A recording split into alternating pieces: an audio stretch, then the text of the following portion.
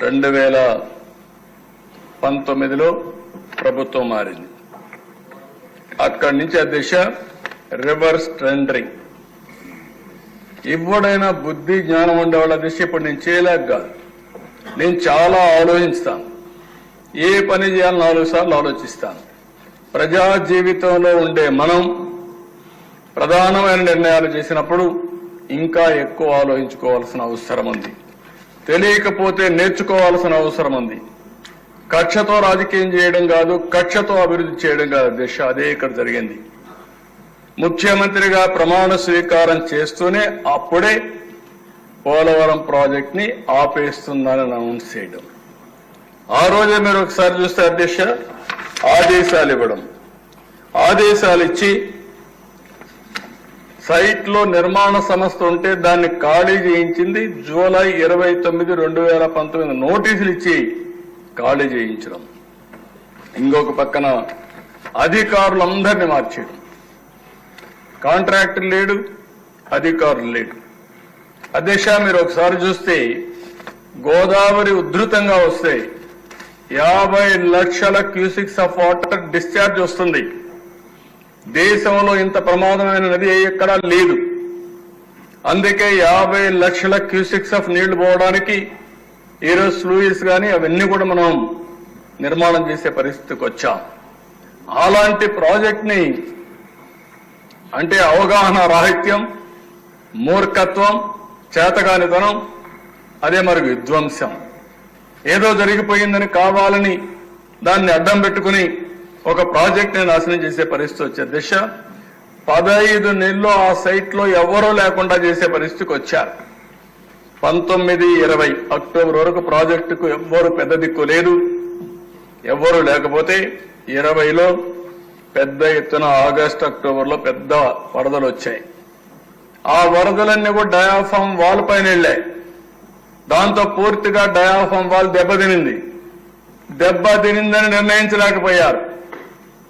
పైన ఏమి కనపడదో చేసే వీళ్లకు. దెబ్బతిని కింద తినింది.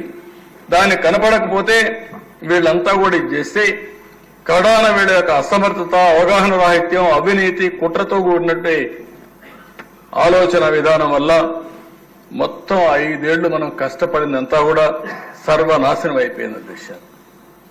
సిడబ్ల్యూ సెంట్రల్ వాటర్ కమిషన్ అంత మునుపు అధ్యక్ష పీపీఏ చాలా స్పష్టంగా చెప్పారు, మీరు తొందరపడుతున్నారు. రేపు ప్రాజెక్ట్ ని పనిచేస్తే ఏదైనా జరగరాని జరిగితే ఎవరిని బాధ్యులు చేయాలి? మొన్నటి వరకు పనిచేసిన ఓల్డ్ కాంట్రాక్టరా, ఇప్పుడు పనిచేసే న్యూ కాంట్రాక్టరా? ఓల్డ్ కాంట్రాక్టర్ అంటాడు నాకేం సంబంధం అని, న్యూ కాంట్రాక్టర్ అంటే నేను బాగానే చేశాను, పాత వాళ్ళు బాగా పనిచేయలేదంటారు.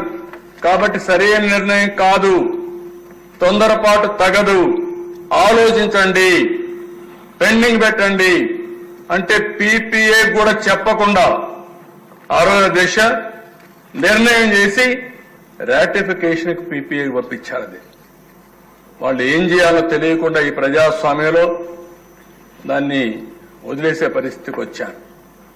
ఆ తర్వాత దిశ సెంట్రల్ వాటర్ కమిషన్ ఎవరైతే ఐఐటి హైదరాబాద్ ను పంపించి చూడమంటే వాళ్ళు చూసిన తర్వాత మొత్తం డయాఫామ్ వాల్ దెబ్బతిని చెప్పే పరిస్థితికి వచ్చారు.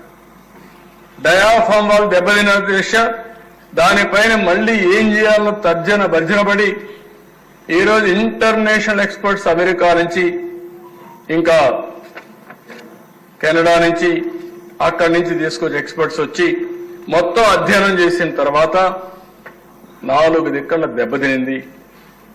ఆ రోజు 440 కోట్ల రూపాయలతో డయాఫామ్ వాల్ కట్టాం. 4 దిక్కల దెబ్బతినింది. ఇప్పుడు రిపేర్లు చేయాలంటే 490 కోట్లు అవుతుంది. కానీ గ్యారంటీ లేదు. తర్జన భర్జన చేశారు, ఆలోచించారు, కడాన ఒకటే నిర్ణయించారు. ఎలాంటి తప్పు జరిగినా భవిష్యత్తులో పెను ప్రమాదం వస్తుందనే ఉద్దేశంతో మళ్లీ కొత్త డయాఫామ్ వాల్కు పోవాలని చెప్పి నిర్ణయం చేశారు అధ్యక్ష. కొత్త డయాఫామ్ వాల్ ఈరోజు ఖర్చు చూస్తే 990 కోట్ల అధ్యక్ష. కానీ ఇమేజిన్ అధ్యక్ష ఇవన్నీ అంటే ఒక వ్యక్తి దుర్మార్గమైన ఆలోచన, పనికిరాని ఆలోచన, బాధ్యత రాహిత్యమైనటువంటి ధోరణి, ఇవన్నీ కలిసి రాష్ట్రానికి ఒక శాపంగా మారే పరిస్థితికి వచ్చింది.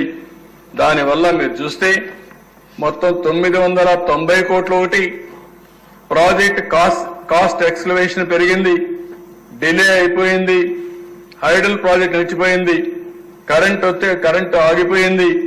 అన్ని కలిపితే కొన్ని వేల కోట్ల రూపాయలు రాష్ట్రానికి నష్టం వచ్చే పరిస్థితి వచ్చింది. దిశ 2019కి 71.93% పూర్తి చేశాం. వీళ్ళు వచ్చిన తర్వాత పూర్తయిన దిశ 3.84%, 5 సంవత్సరాలు. అంటే ఎంత నిర్లక్ష్య దిశ ఇది. ఒక మంత్రి అంటాడు, ఇదే హౌస్ లో మేము చూసాం, పర్సెంటా ఆ పర్సెంటా తొందర ఎందుకు అని అవగాహన చేస్తాడు, అవహేళన చేస్తాడు. అవగాహన రాహిత్యంతో అవహేళన. ఇక్కడే చూశా, ఆయన పోయాడు, ఇంకొక ఆయన వచ్చాడు. ఆయనకు టీఎంసీకి క్యూసెక్స్కి తేడా తెలియదు. ఆయన ఒక మంత్రి, నేర్చుకోవాలని ధ్యాస లేదు. సరే అవన్నీ నేను మాట్లాడకూడదు, మా సభ్యులు అయితే మాట్లాడుతున్నారు కానీ ఆయన నేను మాట్లాడకూడదు.